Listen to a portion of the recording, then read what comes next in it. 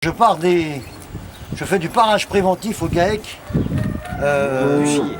Buchillet au Mont-Saint-Vincent. D'accord. Et c'est-à-dire, vous faites quoi Le exactement? but du jeu du parage préventif, c'est de faire en sorte qu'une vache qui serait supposée boiter dans l'été ne boite pas. Donc il faut intervenir avant. C'est comme les pompiers, il faut qu'ils soient sur le sinistre avant que le feu ne s'allume. Comme ça, il y a moins de risques. Une vache, elle va boiter parce qu'elle appuie là où ça fait mal. Et ce qu'il faut savoir, c'est que la qualité de la corne, elle est fonction de la pression subie à l'intérieur du pied. Donc on voit sur cet onglon qu'on a un onglon interne qui est beaucoup plus petit que l'onglon externe. Ce qui fait qu'il va y avoir énormément de pression sur cet onglon-là. Donc une mauvaise qualité de corne. D'où l'apparition possible d'une boiterie. Donc le but du jeu, ça va être de faire le pied plat, dans les deux cas. Donc là, on voit bien, il est concave. Ouais. De faire le pied plat, d'aligner les deux talons et les deux pinces. Le talon, comme son nom l'indique, c'est l'arrière du pied, la pince, c'est l'avant du pied. D'accord.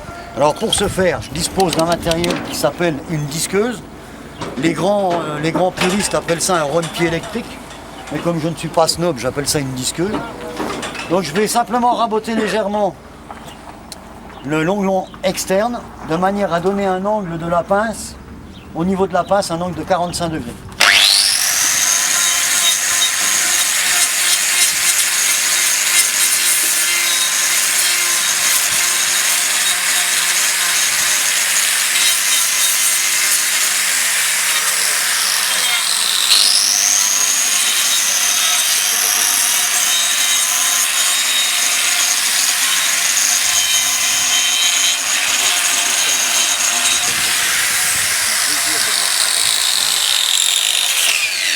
Quand la vache est entrée dans le travail, elle avait un angle d'attaque au niveau de la pince qui était de l'ordre de 35 degrés. Et maintenant, il est de 45. Simplement, le fait de ne pas avoir enlevé trop de cornes en talon, qui est l'amortisseur du pied, et d'avoir enlevé beaucoup de cornes en pince, qui va permettre de redonner cet angle.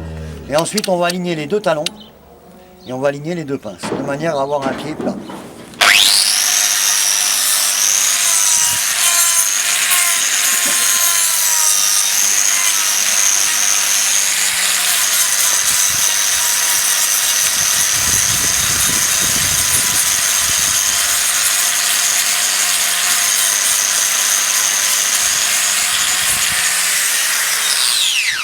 Là, ce que je vous disais tout à l'heure, c'est qu'on a trop de pression sur cet onglon-là, donc on a l'apparition d'une corne de mauvaise qualité.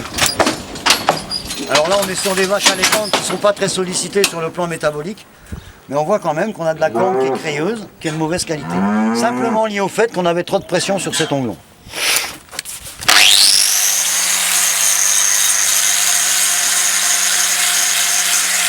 D'où l'apparition également des traces de sang.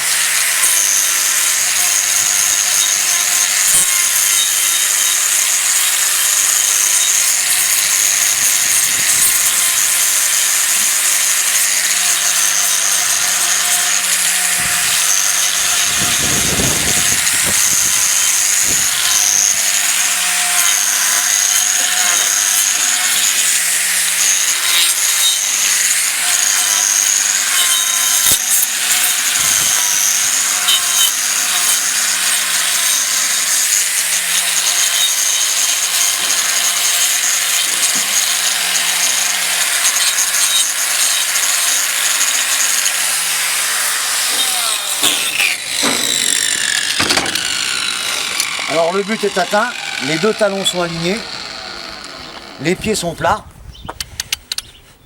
et les deux pinces sont alignées avec un angle de 45 degrés. Reste à réaliser ce qu'on appelle le creux axial qui a deux objectifs. Tout d'abord, faire en sorte que les saletés qui pourraient s'accumuler dans l'espace interdigité puissent s'évacuer. C'est pour ça qu'on fait cette espèce de petit entonnoir.